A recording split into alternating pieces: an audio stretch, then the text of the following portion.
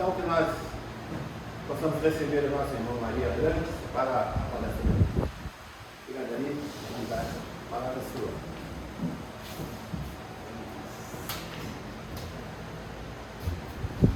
Boa noite, irmãos e irmãs. Boa noite. Uma alegria a gente poder falar de Jesus. Mas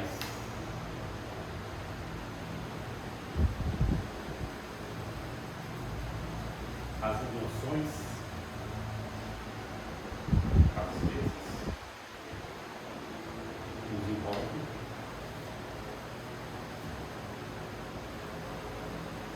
Falar de um irmão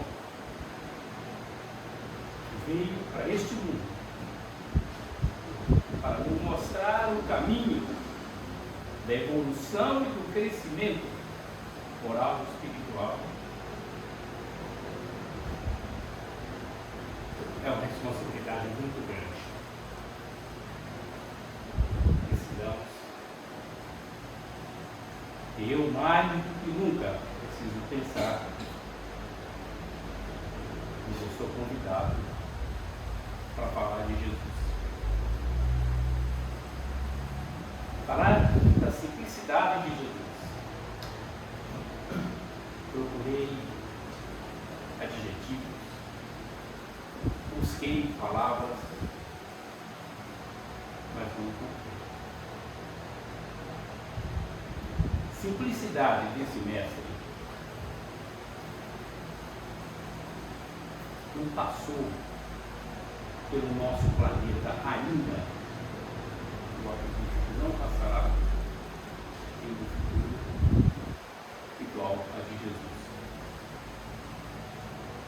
Aí eu fiquei pensando, eu preciso de alguma coisa para eu poder falar a respeito dessa simplicidade. Olhando o Evangelho segundo o Espiritismo, cheguei lá, encontrei no capítulo 24 o título: Não colocar a cadeia debaixo do alqueire. Embaixo, Jesus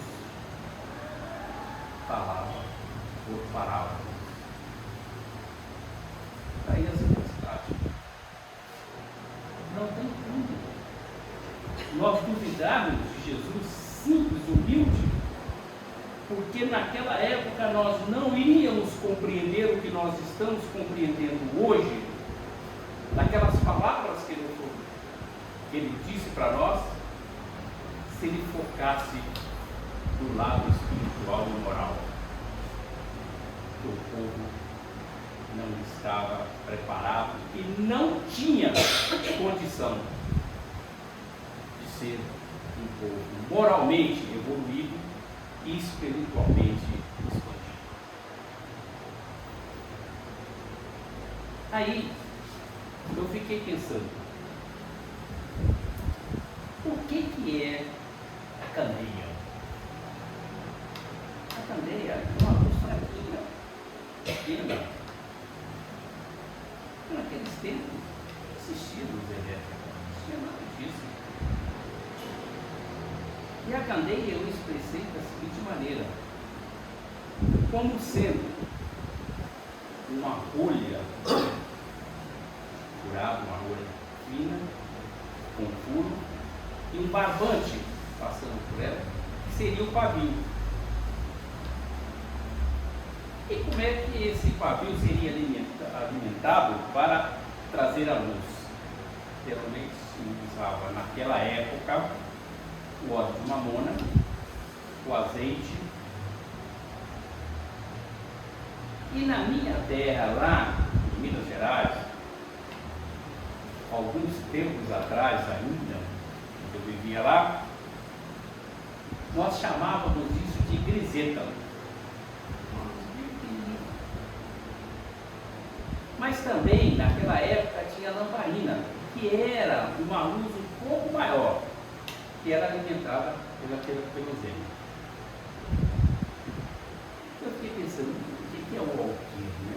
Procurei, pesquisei, encontrei o seguinte, que o alqueire é uma caixa sem tampa. Então colocar a candeia embaixo do alqueire, colocar a luz aqui e vir com a caixa por cima.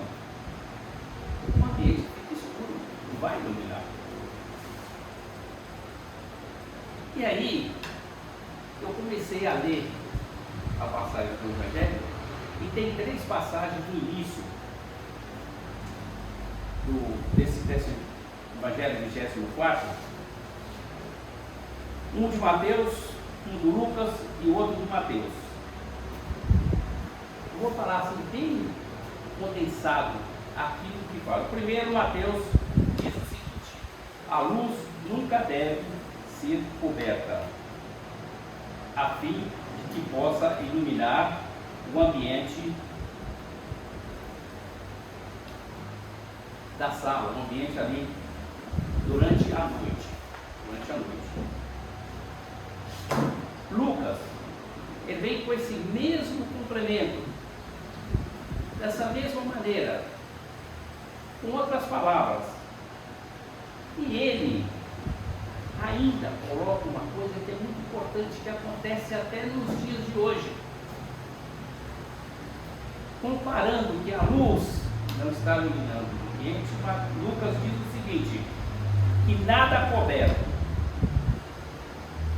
aí nem foi manifestado também, ficou escondido por muito tempo, mas um dia será revelado, um dia ele vai aparecer. E nós temos conhecimento no nosso dia de hoje de crimes que aconteceram, que ficou encoberto, que ninguém nem soube na época, e às vezes foi até condenado uma outra pessoa que não tinha nada a ver. 20 anos, 30 anos depois, vem a descoberta. É isso que o Lucas quis dizer para a gente. Nada fica. O que eu faço hoje, escondido, só comigo, encarnado aqui, existem os desencarnados juntos que veem, que olham e que sabem a atitude. Se eu não tenho atitude material, mas eu tive atitude mental, pensamento, já faço um outro plano material. Isso, para acontecer, é um falar de Deus. Então precisamos de pensar nessa parte. Depois, Mateus volta a falar no capítulo 13, versículos de 10 a 15. Ele conta uma conversa que os apóstolos estavam tendo com Jesus. Os apóstolos perguntam para ele: ô mestre, por que você fala com palavras, você fica dando com parábolas, você fica dando exemplo material para poder fazer? Ele falou: porque as pessoas não estão preparadas para poder entender. Vocês que foram escolhidos, que vieram comigo, já podem saber das coisas divinas. E na realidade, lá no Evangelho, fala das coisas do céu. Aquilo que é do céu. Por isso que ele falava, dava exemplo. Porque o povo não estava preparado. E esse povo, muitos de nós estávamos lá. Pode estar certo disso. Mas Jesus disse para os apóstolos: não fique triste, chateado, nem preocupado, que no futuro vocês todos vão saber o que eu estou falando hoje. Exemplos materiais, vocês vão compreender espiritualmente todas essas passagens. E isso aconteceu com o enviado dele, que foi o Consolador prometido. Ele disse que mandaria alguém para poder esclarecer. E nós, como espíritas, aqui eu posso falar e afirmar que é o Espiritismo. Ele veio para o Espiritismo que está esclarecendo tudo aquilo que Jesus falou em parábolas. E às vezes nós não compreendemos. Hoje, ainda 2000 anos depois, nós encontramos dificuldade para poder compreender essas passagens. E maior ainda as dificuldades que eles vivenciaram no nosso dia a dia. Como é difícil. O profeta Isaías, ele veio fazer uma força, veio confirmar essa passagem, alertando que o povo precisa entender de coração. Porque Jesus falou para os apóstolos, eles veem, mas não enxergam, eles escutam, mas não compreendem. Isso nós temos que entender, tem que ser do coração. Nós temos que enxergar com o coração, perceber com o coração, entender com o coração, e não só pelo lado material que foi colocado para nós.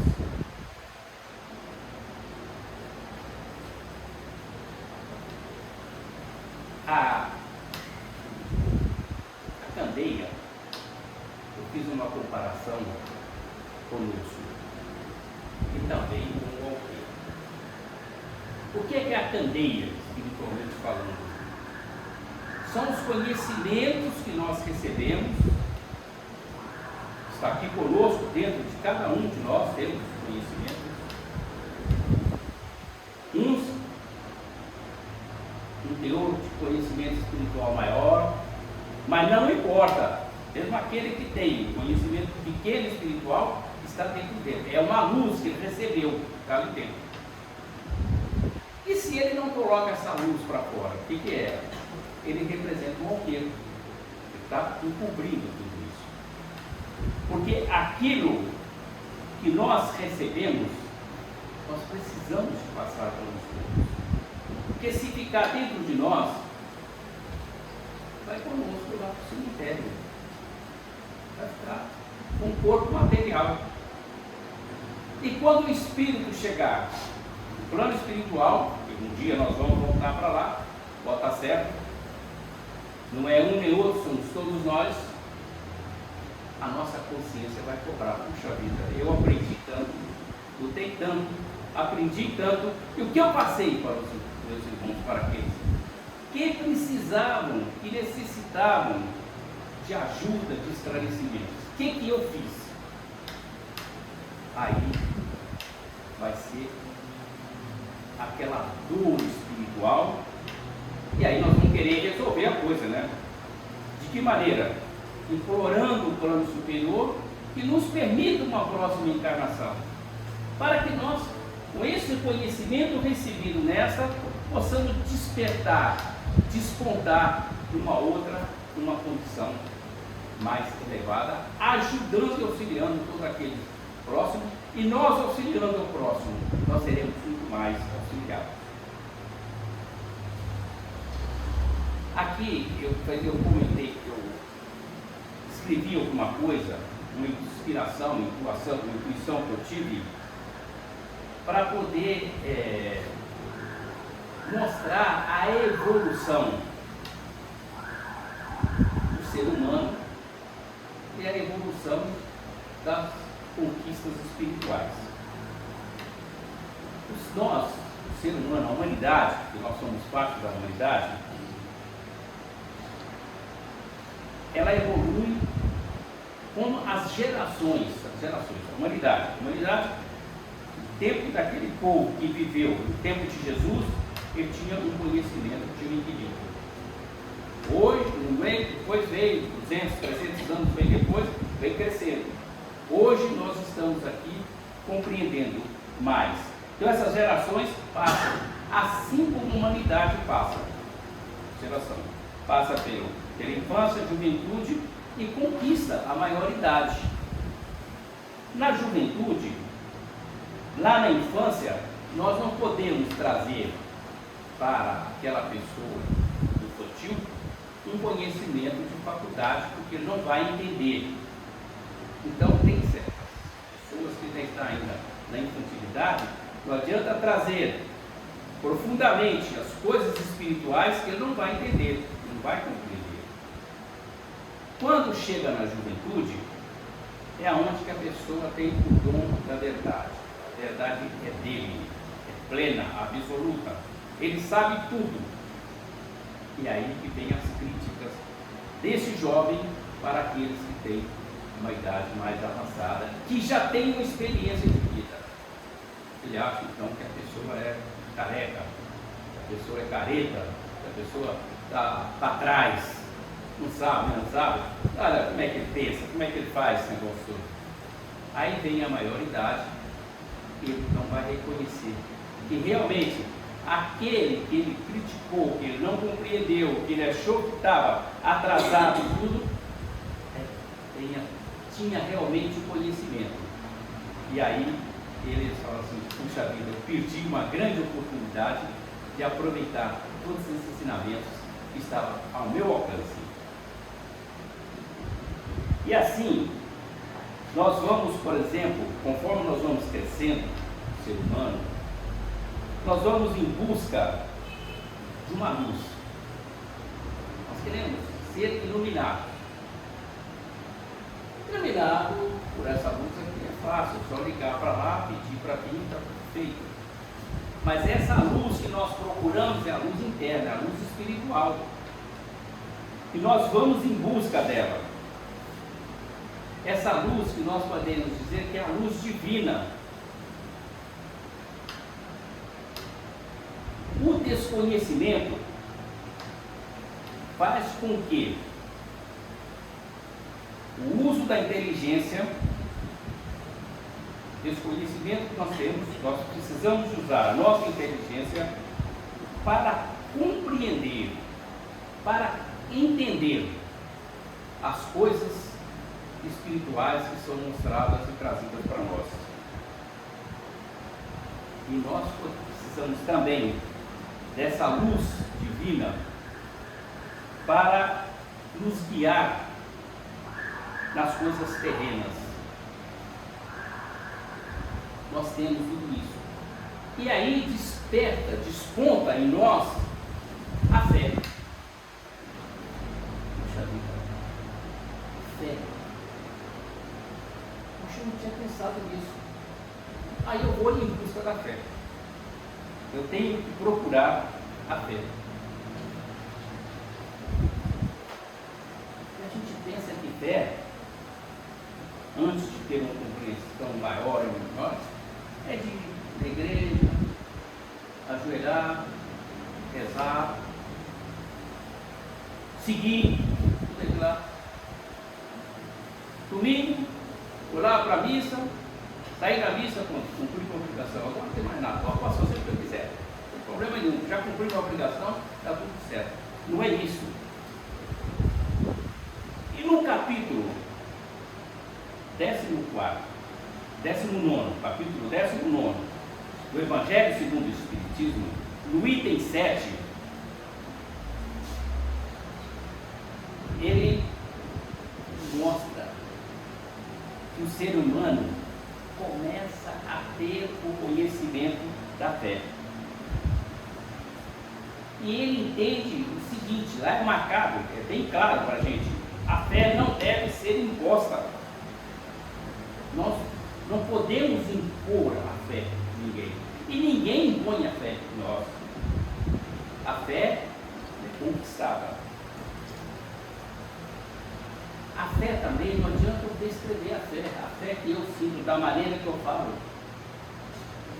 Porque depende da evolução de cada um para compreender o que é a fé. Não é pelas palavras bonitas de um autor, não é com as palavras bonitas de um orador que a fé será colocada dentro de nós, fortalecida. Não, ela deve ser conquistada. E a gente só conquista a fé quando nós começamos a aceitar as verdades espirituais. Porque a verdade material hoje, amanhã não quer mais. Mas a verdade espiritual, ela é eterna. Tem uma passagem lá que eu achei muito interessante. O mentor diz o seguinte: a fé fé não deve procurar ninguém, mas sim nós é que devemos procurar a fé. Mas procurá-la com sinceridade, com honestidade, com humildade, e não por eu ter fé, eu sou melhor do que aquele meu irmão do meu lado. Mas a fé, ela é inata no ser humano. Nós já nascemos com ela. E nós temos uma facilidade de assimilar as verdades espíritas quando o nosso progresso adquirido e conquistado em vidas passadas. Aquilo está no nosso subconsciente. Nós sabemos, cara. Nós sabemos não, podemos nem saber, mas quando tomamos conhecimento e temos tudo isso dentro de nós, nós vamos renascer. Nós vamos crescer. Nós vamos usar a nossa intuição. Esses conhecimentos do subconsciente vão aflorar para nós. Fácil e claramente.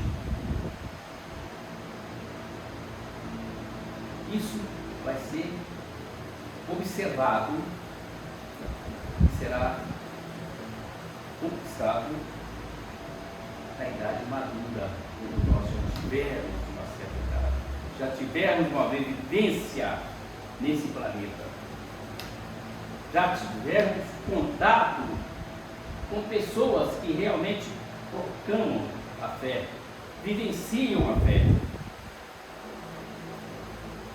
Mas tem um detalhe muito constante. Para crer, não basta nós termos. Primeiro que a fé a gente não vê. Ela é abstrata. E uma coisa é isso. Mas nós precisamos compreender daquilo que nós estamos vendo, ou daquilo que nós estamos sentindo, daquilo que nós estamos passando. Precisamos compreender tudo isso. E assim vai despertar dentro de nós a fé raciocinada, e não a fé dogmática. Essa fé dogmática e cega, ela traz o maior número de incrédulos. Quando eu observei isso nessa passagem, eu não gosto muito de falar de mim não, sabe? Porque eu acho que dá a impressão que eu poderia ser melhor que os outros. Mas é uma experiência que eu tive que eu acho que é interessante passar. Esse número de incrédulos, eu fui um deles. Porque eu nasci na religião católica. Passei pelo batismo, crisma. Acho que eu tenho pelo menos uns 10, 15 padrinhos, sabe? Tudo aquilo que aconteceu na religião católica aconteceu comigo. Tudo aquilo que eu passei. Eu era um católico assim, terreno. Eu ia à missa todo domingo. Eu confessava uma vez por mês. Eu fazia novena, quinzena. Eu estava fazendo novena, eu fazia novena, e era tudo horas marcadas. Era às 8 horas da noite. Exemplo. Eu estava numa festa, 8 horas, na hora da novena. O livrinho estava aqui comigo. Eu ia para um quarto daquela casa, ou ia para o banheiro, trancava a porta e fazia a minha novena. E sempre de ajoelhado, de joelho, sim, não ia tirar o joelho para poder fazer. Certo, não ia tirar o joelho. Sempre ajoelhado, fazia. A hora que eu terminava, aí eu voltava para a festa. Não sentia que tinha cumprido a minha missão. Acontece que as pessoas pregam e a gente acredita. Numa dessas, eu vi um palestrante falando político, pregador, puxa, falando de Jesus, Deus, tudo. Eu fiquei entusiasmado assim. E, geralmente terminava a missa, terminava esses encontros, eu saía e ia embora para casa. Naquele dia eu fiquei fora. Eu sei que aconteceu, eu sei que encontrei com um amigo, não sei que eu fiquei fora. Aquela pessoa que falou tão bonito, que falou assim, mexeu com o coração de muita gente, inclusive o meu.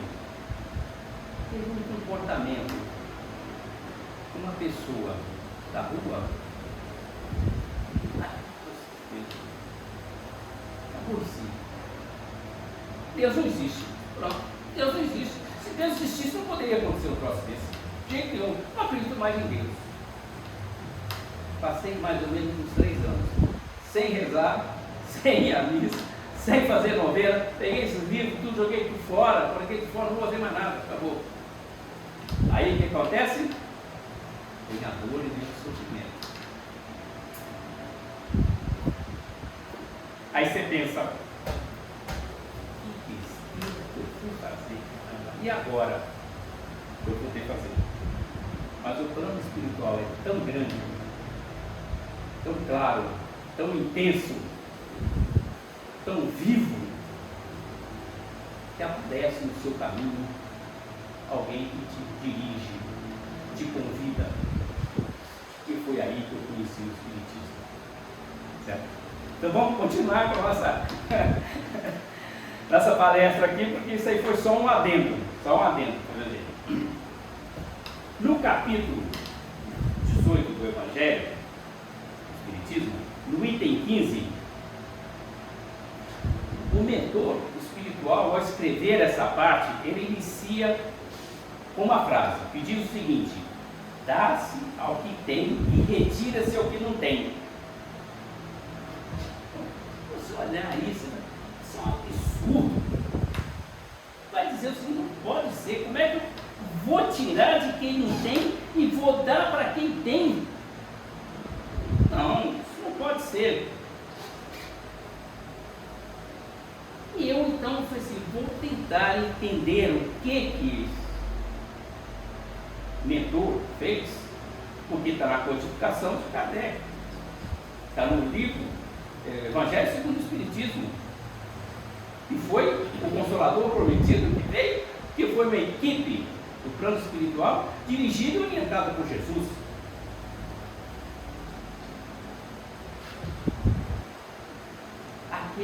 Eu fiquei pensando o seguinte, aquele que tem, o que é? Ele tem, são as coisas espirituais, são as palavras divinas, são a lei divina, que com esforço próprio, ele conquistou. Ele recebeu, e está na posse dessa palavra, porque ele se esforçou. É digno que Jesus encoraja essa pessoa, esse que conquistou, que foi lá com luta,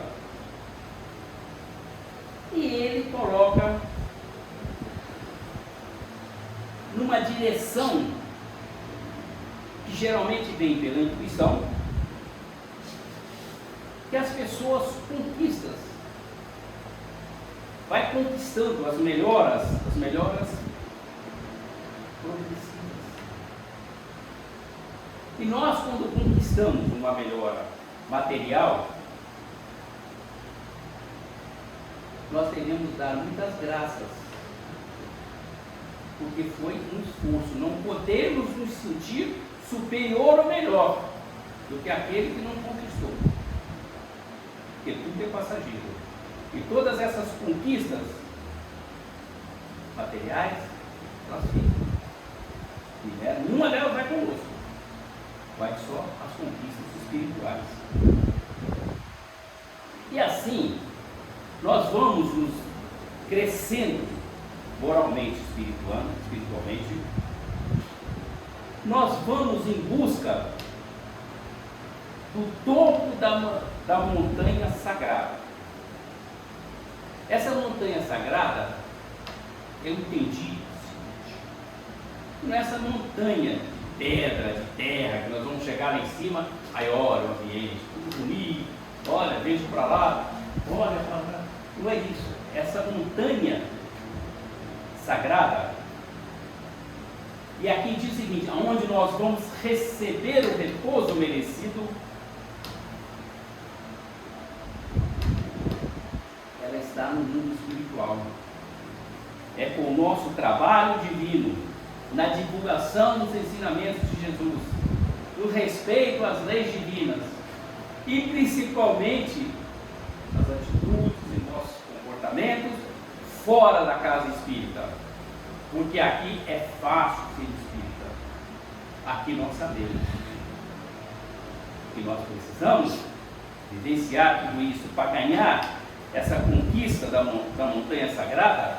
É nós termos um comportamento na rua com aqueles que os cruzam e principalmente com a nossa família, essa família material que nós escolhemos e que nós pedimos para virmos juntos para poder resgatar dificuldades que nós tivemos no passado. E nós precisamos de eliminar tudo isso, porque nós somos verdadeiros irmãos. Não importa que seja meu vizinho, que seja minha esposa, que seja meu filho, que seja até meu inimigo. Não importa. Nós somos todos irmãos, somos todos filhos de Deus. Então, essa montanha sagrada, nós vamos conseguir tudo isso com o trabalho divino e o nosso comportamento. Principalmente junto com os nossos familiares, que é onde nós encontramos aquela dificuldade de hoje estar bem, que no passado nós tivemos agressões, desrespeito, tivemos tudo isso. E pedimos, e Deus, como Pai misericordioso, nos permite para que nós possamos realmente resgatar tudo isso e voltarmos para um mundo espiritual melhor do que quando lá saímos. Tem outra frase também que me chamou muita atenção nesse capítulo 18º, no item 15. Ele diz o seguinte: tira-se daquele que nada tem, ou que tem pouco. Veremos, vamos tentar entender essa afirmativa. A primeira coisa que passou pela minha memória foi o seguinte: Deus não retira nada de ninguém. Não retira nada daquele que tem, daquele que não tem, esse negócio todo. Mas eu coloquei todas essas conquistas sendo o conhecimento espiritual. Tiro daquele que nada tem, o conhecimento espiritual. Não tiro. Aquilo que ele conquistou, fica. Aquilo que nós conquistamos, fica conosco. E assim, aquele que recebeu coisinha pequenininha, os ensinamentos de Jesus, uma coisa, passagem pequena das leis divinas, aquilo fica dentro dele. Ele não esquece. Mais cedo ou mais tarde, tudo vai fluir, vai aflorar, vai mudar, vai fazer com que ele, inclusive, mude de comportamento e cresça moralmente e espiritualmente. Esses conhecimentos divinos recebidos, eu tive assim, pensando o que eu poderia trazer materialmente para que nós pudéssemos entender bem isso aí, materialmente. Eu escrevi alguma coisa mais ou menos assim: a semente, ela tem seu tempo certo, e local certo, e data certa para você plantar. Se você joga a semente um tempo diferente daquela que ela produz, ela vai morrer, vai dar fruto pequenininho, uma árvorezinha pequena com pequenos frutos. Então você não pode plantar milho numa época que é plantar feijão. Você não pode plantar arroz, não pode plantar o milho no lugar do arroz, porque não vai produzir, não vai fazer. Então, Esse é o exemplo. E eu firmei tudo isso no seguinte: um pai, agora um pai material, estou falando de Deus, nosso pai não, pai material. Ele lutou, ele trabalhou, deixou uma conquista material muito grande, uma fazenda para o filho, um terreno para o filho, aonde tinha plantações, onde tinha frutas, tinha frutos, tinha tudo ali. Mas quem recebeu essa fazenda não cuidou, deixou de lado. O que veio?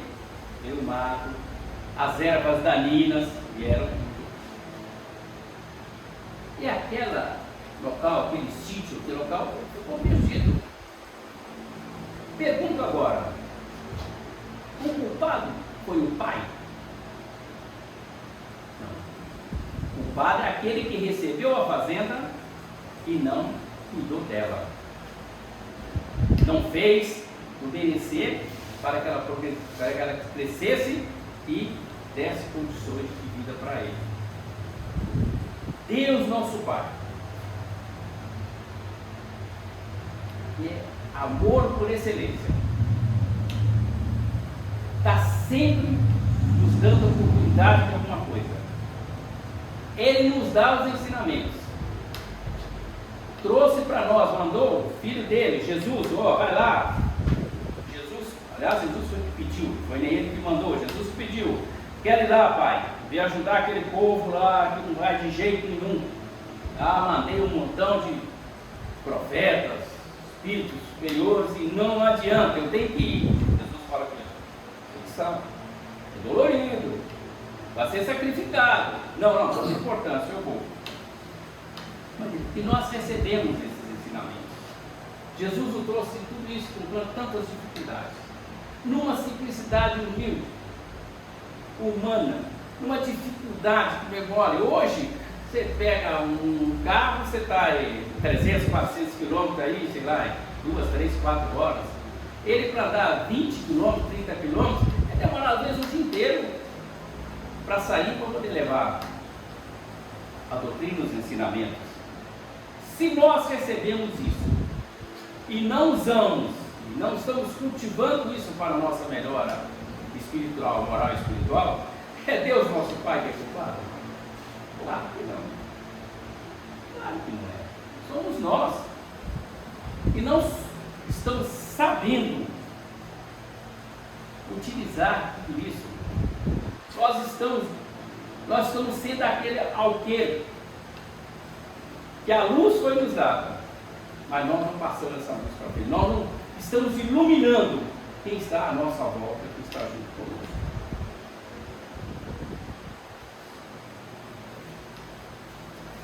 Aí, Jesus ainda naquela passagem com os apóstolos diz o seguinte: olha, espera tudo isso aí, que a inteligência, junto com a ciência e junto com o aprendizado espiritual, o povo vai melhorar.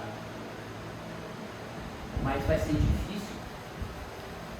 Não é daqui a pouco, daqui a 2 anos, daqui a 2 séculos, daqui a 10 séculos. Isso que está falando sobre o que foi Jesus que falou. E vai ganhar essa prioridade, essa evolução, esse conhecimento moral e espiritual. Não é. A inteligência nos ajuda a compreender, a ciência nos mostra aquilo que era dogma, aquilo que era.